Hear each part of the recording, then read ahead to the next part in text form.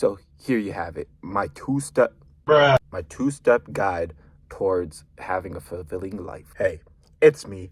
They put me into solitary confinement. I'm now being forced to record from this nondescript void, coming at you live from the abyss. Also, another thing, I looked at my last video. Sorry, I briefly forgot who exactly I was talking to, which I quickly realized was nobody. The first video got 0 views. Not that it was ever about the views, but there is a part of me that still wants some external validation, because I think the content I make is valuable. However, I don't want to be influenced by any external validation. Like, obviously there's a lot of things I can do to, farm views on YouTube possibly, but no, at the end of the day, it's just you and me here, and I think that makes it more intimate in a certain type of way. What the hell? And hopefully it stays like that for a while, but also I kind of want views. But that's not what this video is about. Now, there's a song that I listened to called Relax and Run. The first line of this song, and it gets repeated a couple times, is choose a spark and run it to death, which is very similar to my mantra, which is chase your bliss. At the end of the day, that's all life is about. I won't be one of those arrogant pricks who hops online saying, here's the meaning of life, because that's disrespectful to you. You probably know more about life than me. Like, I haven't lived through shit for real. Because fuck those people who want to act like they have it all figured out. They're like, oh. Like, honestly, just tell them to look around. Like, we are sacks of meat powered by electricity floating on a rock going hundreds of thousands of miles per hour through space to who knows where. And at the end of it all, we're just gonna... But I will say I do know the meaning of my life, I guess. And this is going to be the same for anybody who is successful or fulfilled in life. They chose something that's important to them, meaningful to them. They just ran after it until there was nothing left. They had nothing more to accomplish, nothing more they can do. Because when you do your best, that's all you can do. Now, it's a lot easier to say, oh, just choose something and run after it than it is to actually do it, obviously. And all I can do is give my own best interpretation of it, and hopefully that can help you out should you need it. So here you have it, my two-step guide towards having a fulfilling life. First, choose a spark. But how? Well, it's exactly what it is. It's a spark. It will last for a short moment but burn very hot and bright. They can come at any moment, really. As long as you're constantly trying new things throughout your life, you'll experience many different sparks. Obviously you're not going to feel a spark if you've been doing the same thing over and over and giving it time to cool down. You're not going to experience the spark laying in your bed in your bedroom. Knowledge. I don't know where else you'd put your bed, but there are 3 recent events where I can think of where I felt that spark. I studied computer science, and I thought just because it was what I was really good at, that's what I was meant to do. While I was working for a project for a particular class, this is after I had the whole internship debacle, I realized that I was not having a good time. I literally went to ChatGPT, typed in, here's what I'm passionate about, here's what my talents are, here's what I think I'm good at, and here's how I think I can help people. What should I do? And it gave me a long list of options. Like, this was a tough time. I was considering completely dropping out of college. So they gave me other majors as well as professional opportunities. This is when I realized I never considered something outside of engineering to study in college. And I tried out a lot of engineering, material science, engineering, computer engineering, and then computer science. So I started looking through every other major in the school that I was still eligible to apply to. I started off with the suggestions that ChatGPT gave me. I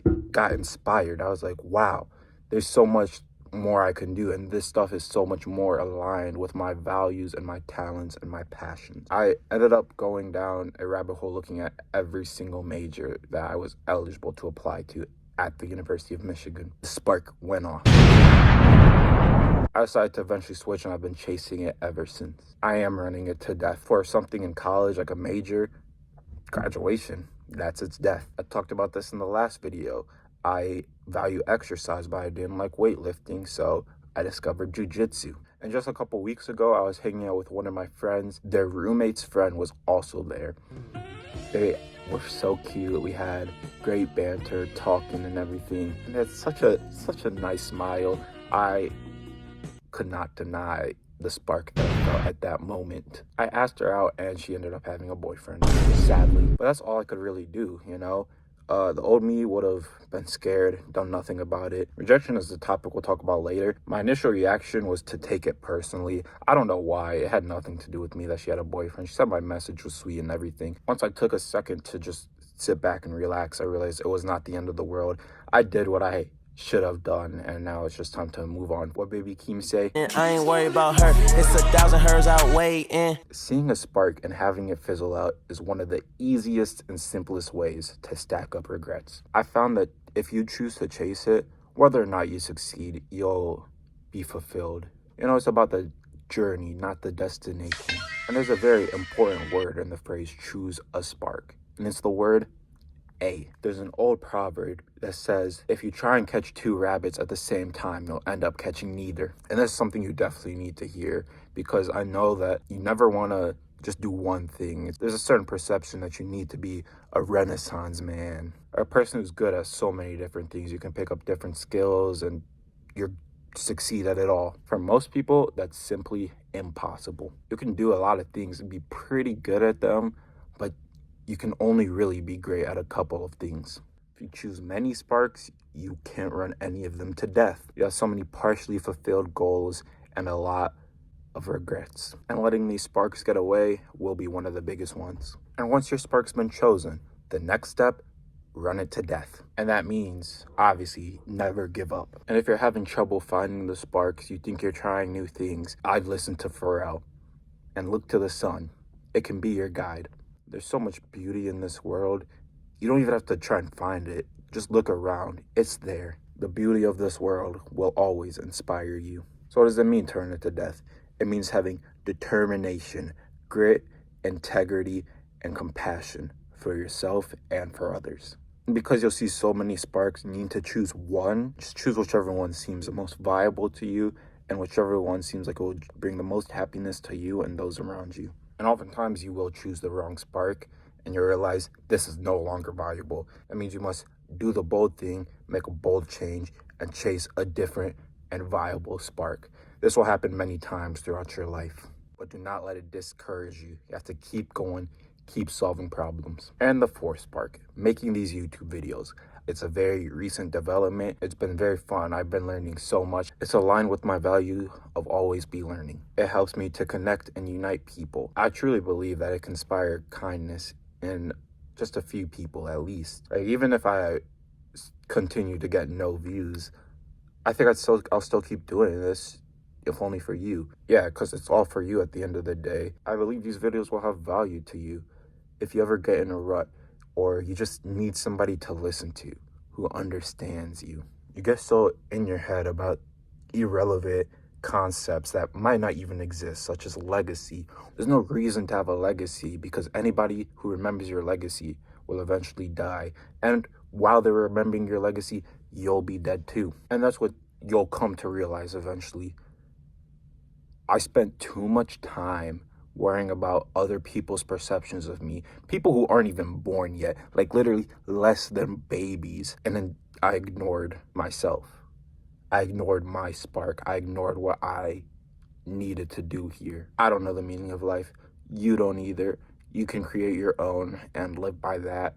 When you need to choose your spark, run it to death. So thank you to Blood Orange for inspiring this video with Relax and Run. I'd recommend you check out their music if you haven't in a while or never have. And if you feel you've lost your spark, choose a new one. Do not let it get away from you.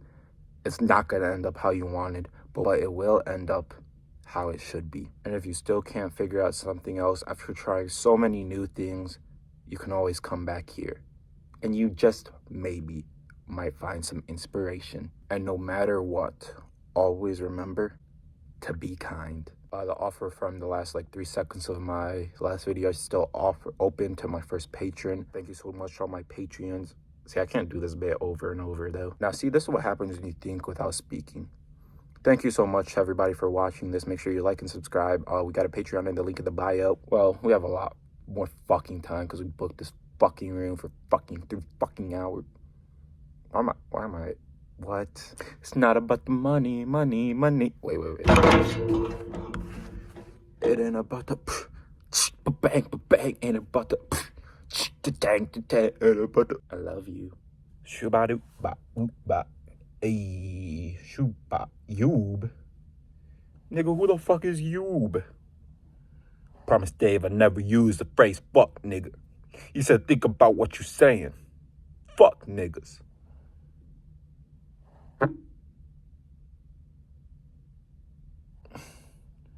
No better than Samuel L. Django. No better than white man with slave boats.